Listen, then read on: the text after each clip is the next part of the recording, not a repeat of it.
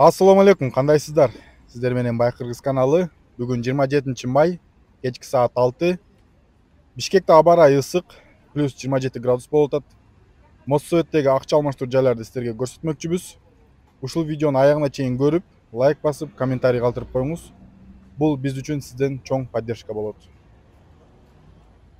Доллар 85, евро 89, рубль 1 сом 19 тыйын. Доллар 85, евро 88, рубль 1 сом 18 тыйын. Доллар 85, евро 89 сом 50 тыйын, рубль 1 сом 20 тыйын. Доллар 85, евро 89, рубль 1 сом 18 тыйын. Доллар 85, евро 89, рубль 1 сом 18 тыйын. Ушул видеону досторуңуз, туугандарыңыз менен бөлүшө кетиңиз. Көңүл бурганыңыз үчүн чоң рахмат. Сак саламатта туруңуз.